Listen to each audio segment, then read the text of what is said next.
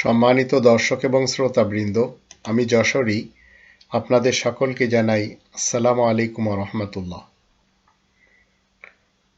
কোরআন কি এবং মানুষের তৈরি করা হাদিস কি, আর আমরা অ্যাজ এ মুসলিম মানুষের তৈরি করা হাদিসের পিছনে কতটুকু যেতে পারবো, এ ব্যাপারে আমরা যদি একটু গবেষণা করি তাহলে কোরআনের ব্যাপারে আমরা সবাই জানতে পারি কোরআন আল্লাহ রাব্বুল আলামিনের পক্ষ থেকে পাঠানো এমন একটি গ্রন্থ যেটি মানুষকে সৎ বানায়, ন্যায় নিষ্ঠাবান করে গড়ে তোলে।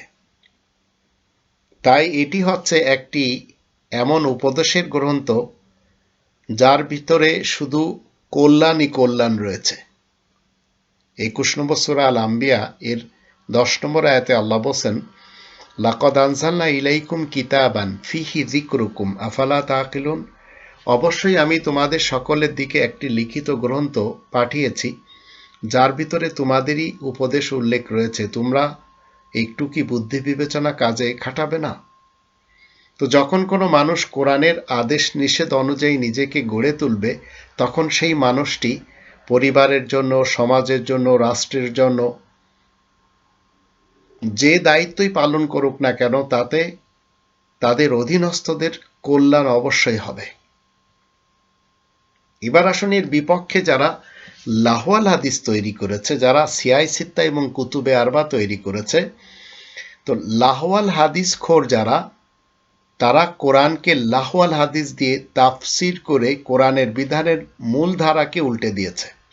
এর জন্য রয়েছে লক্ষ লক্ষ ধর্মের খোয়ার মাদ্রাসা। আর এই কুকর্ম করে উম্মতকে ভ্রান্তির বেড়া জালে তারা বেঁধে ফেলেছে।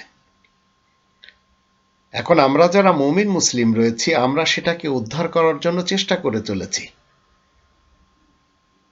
আপনারা এটি জানেন না, কারণ আপনারা সবাই মনে করে চলেছেন এই সিয়াই সিত্তা এবং কুতুবে আরবা এই গ্রন্থগুলি সম্ভবত কোরআনের তাফসির। আসলে আহসান আল হাদিসের বিপরীত লাহওয়াল হাদিস কখনো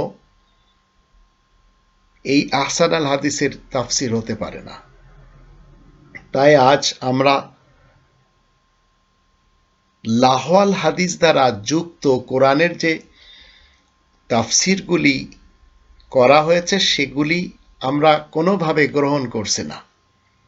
তো সত্য প্রচারের জন্য আমরা মুমিন মুসলিমরা শুধু কোরআনকে আগে বাড়ানোর ক্ষেত্রে চেষ্টা সাধনা করে চলেছি।